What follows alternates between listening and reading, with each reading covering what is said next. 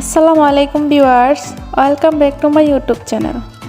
আজকে আপনাদের জন্য নিয়ে এসেছি নতুন আরও একটি রেসিপিটির নাম হচ্ছে স্টার বন কীভাবে তৈরি করবেন, খুব ইজিলি বাসায় স্টার বন তৈরি করে নিতে পারবেন। তাহলে চলুন দেখে নেই স্টার বন কীভাবে তৈরি করে নেয়। আর যারা আমার চ্যানেলটিতে নতুন, এখনও সাবস্ক্রাইব করেননি, প্লিজ ভিডিওটি দেখার আগে আমার চ্যানেলটি সাবস্ক্রাইব করে নেবেন। আমি এখানে নিয়ে নিচ্ছি 1 গ্লাস পরিমাণ দুধটা অবশ্যই কুসুম গরম হতে হবে। এখন দিয়ে দেব ইস্ট,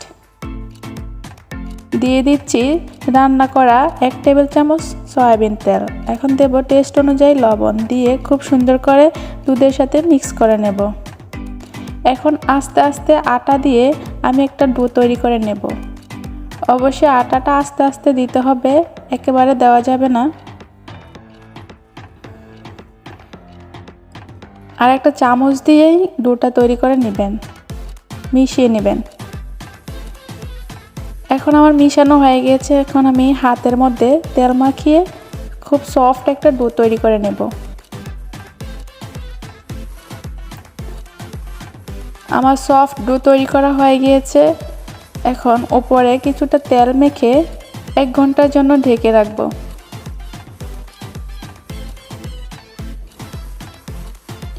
এ ফাঁকে আমি পুরটা তৈরি করে নেব। এখানে আমি 1 কাপ পরিমাণ পেঁয়াজ কুচি দিয়ে দিচ্ছি। পেঁয়াজটা তেলের মধ্যে একটু নরম করে ভেজে নেব, লালচে করা যাবে না। এখন দিয়ে দেব চিকেন। আজকে আমি পুরটা চিকেন দিয়ে তৈরি করব। দিয়ে দিচ্ছি লাল মরিচ, আদা বাটা, রসুন বাটা আর জিরা বাটা, দিয়ে খুব ভালো মতো কষিয়ে নেব।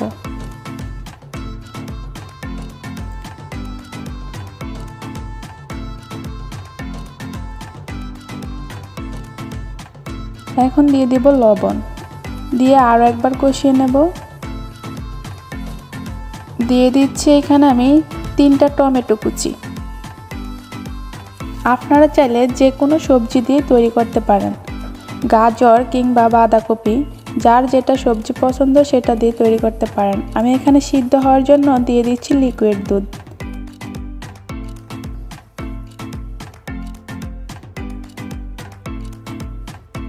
এখন দিয়ে দেব আটাটা দেওয়ার কারণ হচ্ছে যাতে আঠালো হয় পুরটা।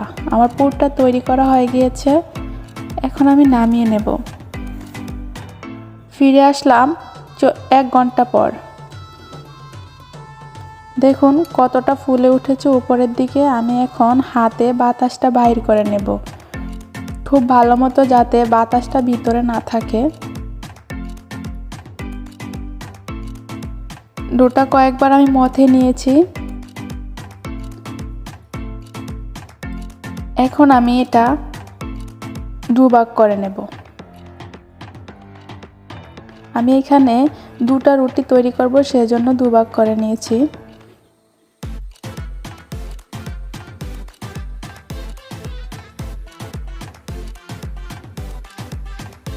রুটিটা বানানোর সময় ডোটা খুব ভালো মতো আরও কয়েকবার মথে নিয়ে উপরে আটা দিয়ে তারপরে এটা বেলতে হবে।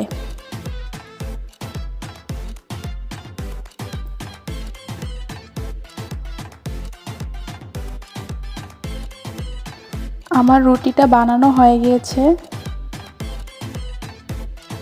এখন আমি একটা প্লেটের মধ্যে স্টার বন তৈরি করব। ওই প্লেটটার মধ্যে অয়েল ব্রাশ করে নিয়েছি।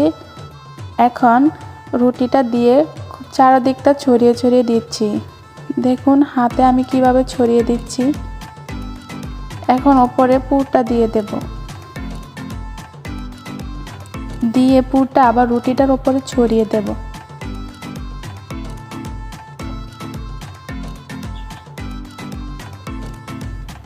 আমার ছড়িয়ে দেওয়া হয়েছে। আমি আরও একটা রুটি তৈরি করে নিয়েছি। এখন পুরটার উপরে ঢেকে দেব।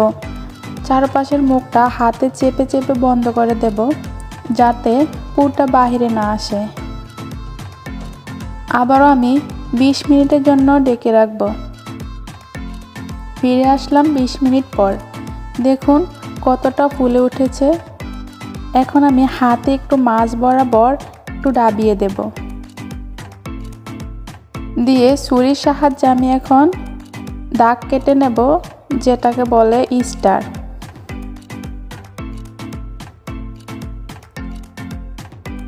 হয়ে গিয়েছে দাগ কাটা। এখন আমি ওপরে ডিম দিয়ে ব্রাশ করে দেব। চুলাতে একটা হাঁড়ি বসিয়ে দিয়েছি, ওটার মধ্যে দুটো কাগজ দিয়ে দিচ্ছি আর স্ট্যান্ডটা বসিয়ে দিচ্ছি। দিয়ে আমি 40 মিনিটের মতো জাল করে নেব। চুলার আঁচটা একেবারে লো ফ্লেমে রাখতে হবে। 40 মিনিট পর ফিরে আসলাম। দেখুন কতটা ফুলে উঠেছে উপরের দিকটা, আর কালারটা চলে এসেছে। আপনাদেরকে আমি কেটে দেখাবো এটার ভিতরটা কতটা জুসি হয়েছে, না দেখলে বুঝতেই পারবেন না।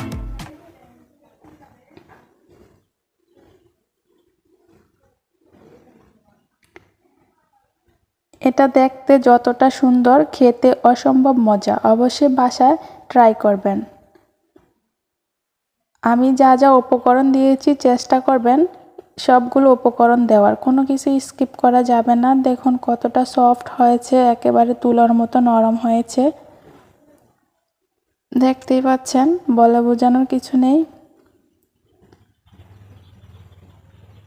ভিডিওটি ভালো লাগলে অবশ্যই লাইক করবেন, কমেন্ট করে জানাবেন কেমন হয়েছে। আর যারা এখনও চ্যানেলটি সাবস্ক্রাইব করেন নেই, প্লিজ সাবস্ক্রাইব করে আমার পাশেই থাকবেন, আবারও নতুন নতুন ভিডিওর আপডেট সবার আগে পাওয়ার জন্য। সে পর্যন্ত ভালো থাকবেন, সুস্থ থাকবেন। আবার দেখা হবে নতুন কোনো ভিডিওতে। আল্লাহ হাফেজ।